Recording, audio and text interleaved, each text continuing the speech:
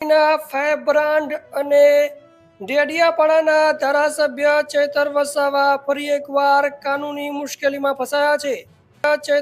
ભરૂચની additional senior civil court Chaitar Vasava વિરુદ્ધ બદનક્ષી મામલે સમન્સ જારી કર્યું છે।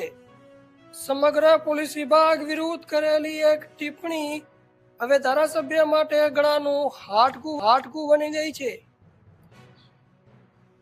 વાત એમ છે કે જુલાઈ 2024માં એક પ્રેસ કોન્ફરન્સ દરમિયાન ચેતર વસાવાએ ગુજરાત પોલીસ પર આકરા પ્રહારો કર્યા હતા। તેમણે કહ્યું હતું કે આખા ગુજરાતની પોલીસ દારૂ વેચે છે।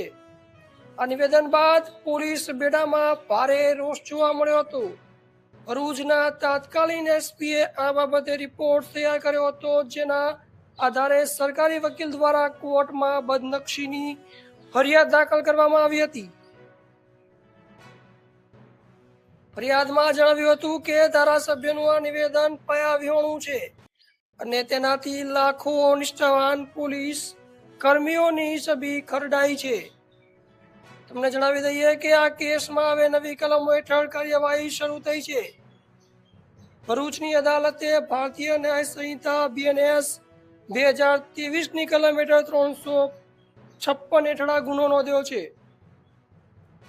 કોર્ટે અવલોકન કર્યું કે ધારાસભ્યના શબ્દો પ્રથમ દ્રષ્ટિએ બદનક્ષીના દાયરામાં આવે છે। ધારાસભ્ય વાત એમ છે કે જુલાઈ 2024માં એક પ્રેસ કોન્ફરન્સ દરમિયાન ચેતર વસાવાએ ગુજરાત પોલીસ પર આકરા પ્રહારો કર્યા હતા। તેમણે કહ્યું હતું કે આખા ગુજરાતની પોલીસ દારૂ વેચે છે। આ નિવેદન બાદ પોલીસ બેડામાં ભારે રોષ જોવા મળ્યો હતો। ભરૂચના તાત્કાલિક એસપીએ આ બાબતે રિપોર્ટ તૈયાર કર્યો હતો, જેના આધારે સરકારી વકીલ દ્વારા કોર્ટમાં બદનક્ષીની ફરિયાદ દાખલ કરવામાં આવી હતી। ધારાસભ્યનું આ નિવેદન પાયાવિહોણું છે અને તેનાથી લાખો નિષ્ઠાવાન પોલીસ કર્મીઓની છબી ખરડાઈ છે।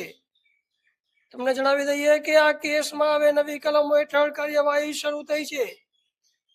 ભરૂચની ધારાસભ્ય ચેતર વસાવા પોતાના આક્રમક અંદાજ માટે જાણીતા છે, પરંતુ આ વખતે કાયદાનો ગાળિયો મજબૂત દેખાઈ રહ્યો છે। જો બદનક્ષીના કેસમાં ધારાસભ્ય ચેતર વસાવા દોષી ઠેરવામાં આવશે તો તેમના ધારાસભ્ય પદ પર પણ મોટી અસર થઈ શકે છે।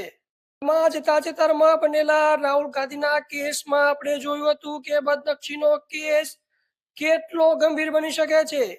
હવે જોવાનું રહેશે કે 23 જૂને ચેતર વસાવા કોર્ટમાં ખુલાસો કરે છે। આ સમગ્ર ઘટના વિશે તમારું શું મંતવ્ય છે, કમેન્ટ બોક્સ માં જરૂર જણાવજો। તમે જોઈ રહ્યા છો DM19 news, digital Gujarat, digital news.